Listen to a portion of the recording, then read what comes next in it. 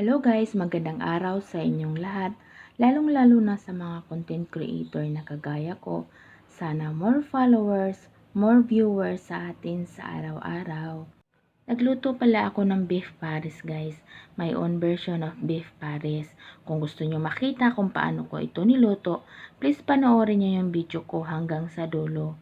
Alam ko tayong lahat ay marunong magluto ng beef pares, pero iba-iba tayo ng paraan kung paano natin ito lutuin. Kaya ano pang inantay natin guys, umpisahan na natin sa pagluto. Ang una ko palang ginawa, hiniwa-hiwa ko muna ng pa-cube ang beef. Ang nabili pala naming baka guys, meron niyang taba-taba. Mas masarap kasi ang beef pares kapag may taba-taba.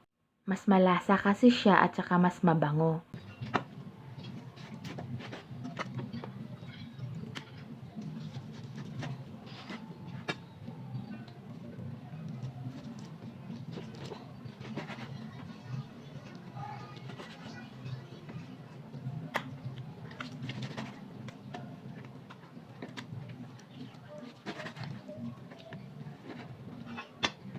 At ito na nga po yung nahiwa ko lahat na baka. Pagkatapos ko hiwain yung baka, naghiwa naman ako ng luya. Pagkatapos ng luya, naghiwa rin ako ng bawang.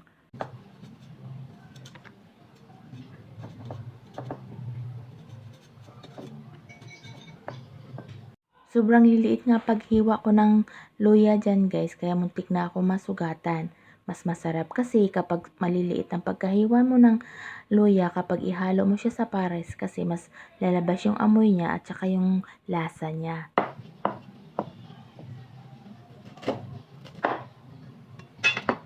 Next naman, sinunod ko naman yung bawang.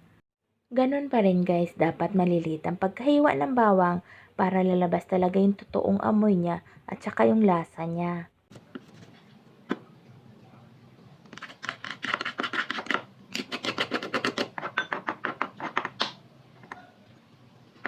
Ngayon, umpisahan na nating magluto. Nagisa lang pala ako ng bawang at saka yung luya.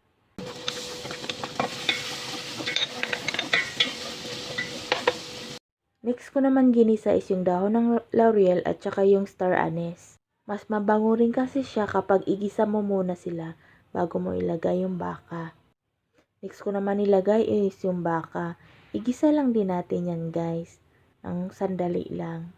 Habang ginigisa natin yung baka, isabay naman natin yung beef cube. Tapos sinunod ko naman yung paminta. Tapos naglagay rin ako ng konting toyo.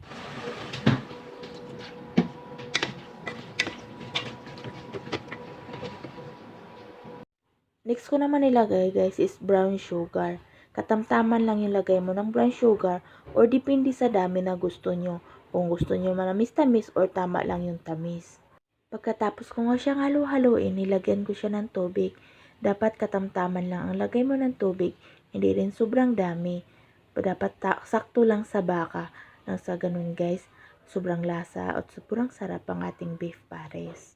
After 45 minutes, binalikan ko yung beef pares. Tiningnan ko kung malambot na. Sa loob ng 45 minutes, malambot na siya. Pero gusto kasi natin sa beef pares na sobrang lambot yung karne niya. Kaya pinakuluan ko ulit siya ng mga 30 minutes.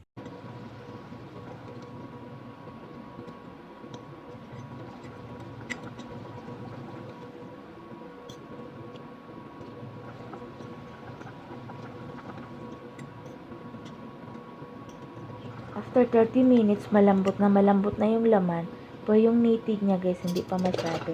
Kaya pinakuluan ko siya ulit ng mga 10 minutes. After 10 minutes nga, ayan sobrang lambot ng ating karne. Kaya naglagay na ako ng potato starch.